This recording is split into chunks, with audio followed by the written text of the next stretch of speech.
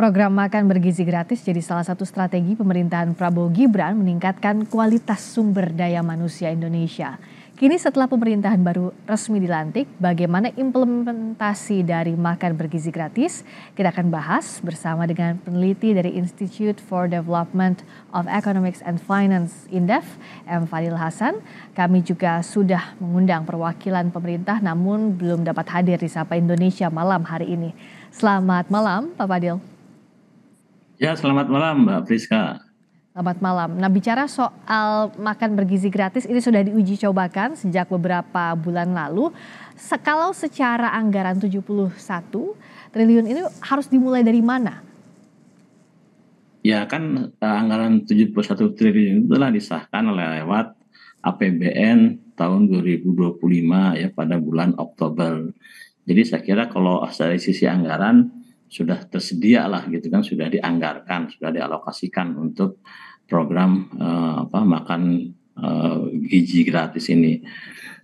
Jadi kalau dari situ tidak ada persoalan dari sisi alokasi anggaran gitu. Tetapi memang kalau misalnya keperluan untuk makan bergizi gratis ini adalah ada tambahannya seperti tadi disampaikan adalah importasi sapi perah ya, itu sebesar 1, sampai 1,5 juta ekor itu. Apakah itu sudah masuk ke dalam anggaran yang 71 triliun itu? Saya kira itu menjadi pertanyaan. Kalau belum memang harus ditambahkan gitu. Nah, penambahan ini saya kira memang belum ada dialokasikan di dalam yang 71 dalam APBN 2025 itu. Tapi kalau misalnya itu sudah termasuk ya memang tidak ada masalah gitu. Kalau yang dialokasikan dari 71T itu Pak Fadil, ini kan harus berjalan targetnya Januari 2025. Ya 3 bulan lagi lah dari secara waktu. Kalau bicara soal prioritas, apakah kalau dari bayangan kita, karena kita juga tentu menunggu bagaimana dari pemerintah, dari mana dulu dimulainya ya program ini. Tapi apakah dengan anggaran 71T tidak bisa langsung serentak semua, tapi bertahap di sejumlah daerah tertentu? Iya, saya kira kalau misalnya kita berbicara program secara keseluruhan kan tadi disebutkan memerlukan anggaran 400 triliun rupiah untuk keperluan 82 juta plus ibu hamil dan seterusnya itu. Nah, kalau saran saya itu sebaiknya program ini yang akan dilaksanakan misalnya pada bulan Januari 2025 itu dimulai dari daerah-daerah yang mudah terlebih dahulu. Jadi semacam ada eksperimentasi gitu ya, pilot project begitu.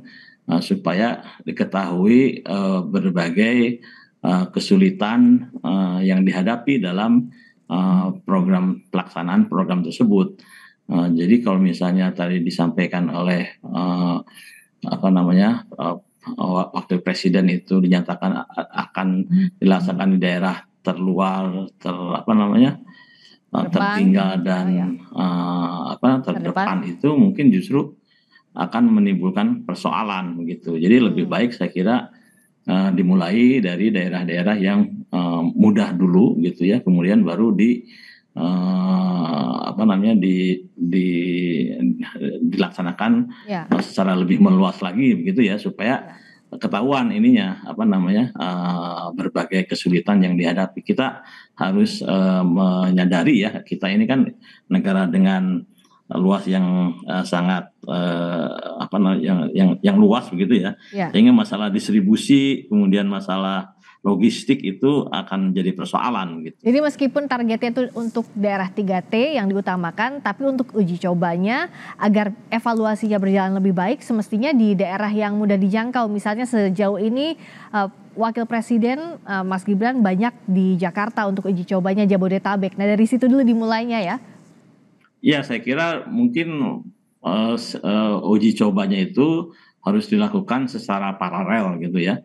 Kemudian di berbagai daerah merepresentasikan kondisi daerah kita yang berbeda-beda. Misalnya ada yang di daerah pedesaan, kemudian perkotaan, kemudian daerah pesisir, dan seterusnya seperti itu. Jadi nanti ketahuan tuh kan Ya. masalah yang dihadapi itu apa, masalah distribusi, masalah penyediaan sumber bahan lokalnya, misalnya kan seperti itu gitu. Iya, pun misalnya kalau di uji cobakan terakhir ini 23.000 dalam satu porsi nasi putih, ayam karage, telur dadar, capcay, buah. Nah, tapi kan untuk harga di berbagai daerah yang distribusinya sulit, misalnya di daerah timur, harusnya ada adjustment juga ya sesuai dengan kualitas porsinya, anggaran kualitas per porsinya begitu ya Pak Fadli ya? Iya, seperti itu. Saya kira kan kalau tidak salah katanya dianggarkannya itu per porsinya tuh 15.000 ya. Iya, sebelumnya Nah, terakhir tadi 23.000 juga. kalau misalnya 23.000 tuh mungkin akan semakin membengkak ya anggarannya itu. Kalau tidak salah itu dianggarkannya tuh 15.000 gitu. Ya.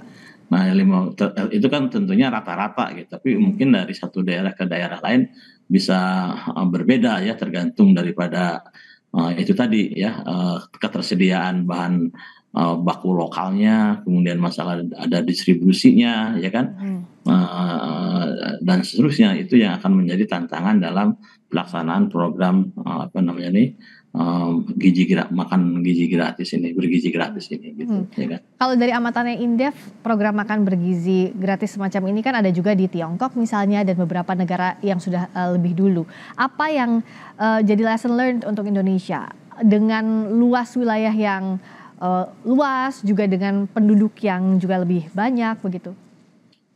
Ya sebenarnya program ini kan sudah banyak dilaksanakan oleh berbagai negara ya. Ya di negara-negara yang sudah maju itu kan tiap anak sekolah itu ya kan diberikan makanan apa namanya siang ya di sekolahnya masing-masing. Kemudian juga di negara-negara lain seperti di India saya kira, dan ya banyak yang sudah melakukan apa namanya nih program tersebut, dan saya kira dampaknya memang positif gitu ya bagi apa namanya anak-anak itu sendiri gitu ya. Nah, saya kira ini bukan sesuatu yang unik gitu ya, yang khas Indonesia, tapi saya kira Indonesia termasuk terlambat lah dalam melaksanakan program ini. Tapi persoalannya kan yang kita hadapi itu adalah dari sisi ketersediaan anggaran, ya kan? Karena kalau misalnya dilaksanakan secara keseluruhan kan tadi memerlukan anggaran sebesar 400 triliun, ya kan? Nah, apakah kemudian ruang fiskal kita itu cukup untuk bisa mengalokasikan anggaran sebesar itu? Kemudian yang kedua adalah dalam pelaksanaannya itu tentunya itu akan pertama-tama tentunya itu akan menghadapi berbagai persoalan, terutama dari sisi itu tadi, misalnya kalau susunya itu tidak tersedia maka harus impor. Kemudian bagaimana importasinya itu seperti apa gitu kan, apakah sementara kan kita selama ini apa namanya ini sangat tergantung gitu ya, apa namanya impor susu itu.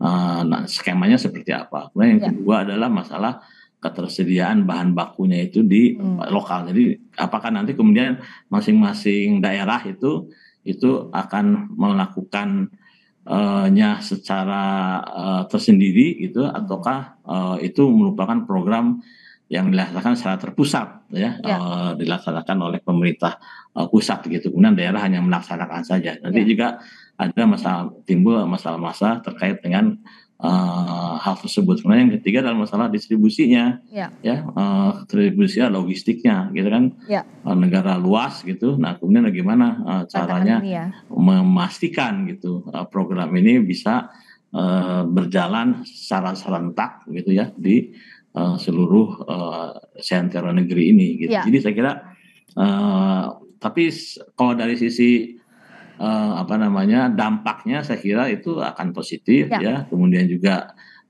baik makro maupun mikro ya, dampak terhadap perekonomian, kemudian dampak terhadap apa namanya anak-anak itu sendiri. Sumber dayanya ya untuk sumber daya itu. gizi untuk anak. Jadi programnya baik, tapi eksekusinya juga harus baik kalau dibandingkan dengan Tiongkok. Ya, memang eksekusinya yang saya kira akan menghadapi persoalan. Ya, itu yang harus dimatangkan betul dibandingkan dengan Tiongkok. Penduduknya 1 miliar lebih, tapi kan Indonesia juga ini baru proyek pertama, jadi harus betul-betul skemanya agar tujuannya bisa berjalan baik, bisa diterima juga oleh anak-anak Indonesia dan juga ibu hamil dengan sesuai dengan apa yang diinginkan Pak Prabowo dengan Pak Gibran agar pengembangan sumber daya manusia ini bisa dimulai dari gizi yang baik juga. Terima kasih Pak Fadil, M. Fadil Hasan, peneliti dari Indef telah bergabung di Sapa Indonesia Malam. Terima kasih. Sama-sama, terima kasih. Ya.